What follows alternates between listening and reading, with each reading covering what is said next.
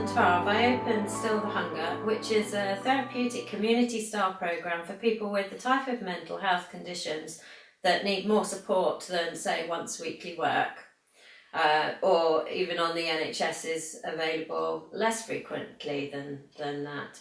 And the motivation for this is something that happened in my own experience many years ago, so I'd quite like to take you back there and have a look at that and what was available in those days.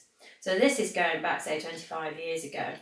And I'd like you just to picture for a moment an empty whitewashed room. And in this room, there is just a red plastic mattress on the floor, so not a bed. There's a window up near the ceiling, so tiny, it just lets lights in, but you can't see anything outside at all. The room is locked, and there's a two-way mirror in the door.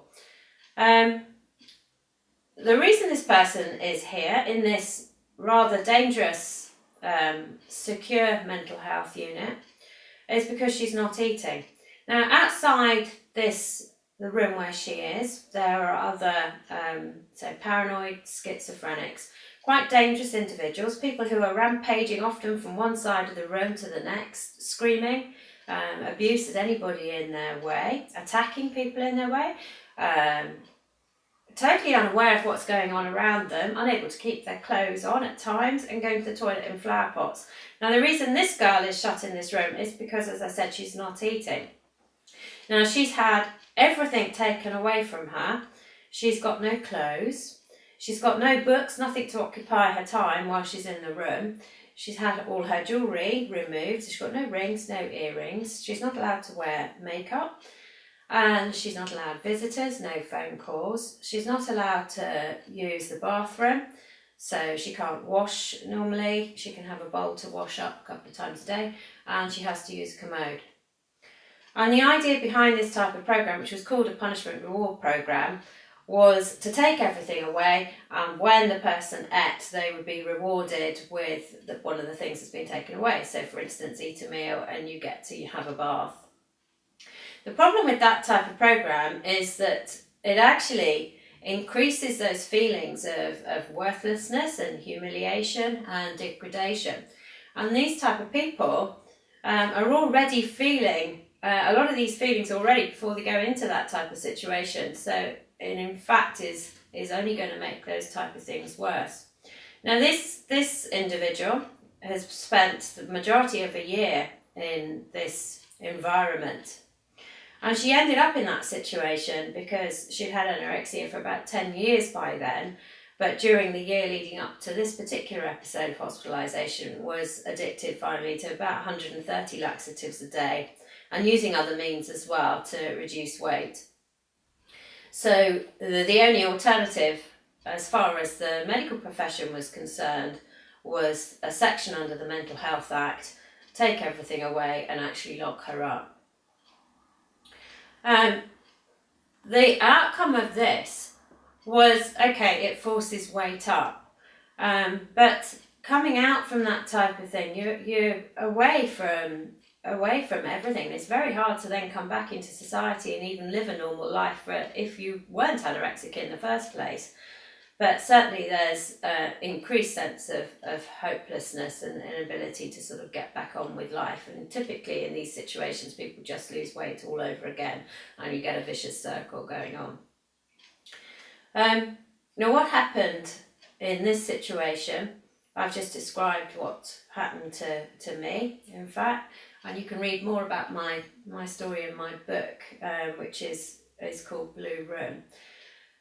But what happened at this point, I was very fortunate because a friend of mine came along and asked me if I would like to go to church with her and get some help after I'd come out of this secure unit. And I don't think I went along to this church expecting that anybody by this point was able to help me. In fact, I certainly didn't think anybody could help me at all. And I was just going to go back into this losing weight all over again. But she was a special friend of mine and I wanted to keep her there and happy. So I went along with her to her church. And the church arranged for a couple of ladies to pray with me a day or so after that. And I went along really not believing anything at all. and certainly not believing that some prayer with these people was going to make any difference. So I sat there feeling rather stupid, actually, if I'm honest. But they prayed, and they prayed for 45 minutes or so. And at the end of which, they stopped and they said, did I want to ask Jesus into my life? And at that point, I think I thought, this is a waste of time. But if it keeps them all happy, then yes, I will. So I did. I just asked Jesus into my life. And then they said to me, you need to say sorry to God for all the sin in your life. And at that point, I felt quite a huge sense of anger that none of this was my fault. And I'd ended up in this place because of everything that had happened to me. But to my surprise, I found myself saying, yes, okay, I would say sorry. And they led me, fortunately, in a very simple prayer. But what happened at that point was that I suddenly felt as if this huge weight was being lifted off me. It was lifted off, just like a blanket being flicked off, this heavy oppression of anorexia, and it was gone. And it was the most amazing feeling. But for those of you who are thinking, well, okay, you experienced a miracle. I've had plenty of people pray for me, and that's not happened to me. It wasn't plain sailing from that point on, and a lot of work had to happen. What had actually changed was that suddenly I had the will to live, and there was hope, which I hadn't had before. And then the work had to start. And my church were very good because they actually took me in and provided me with a home. And there was somebody alongside me all the time, helping me to renew my mind with truth.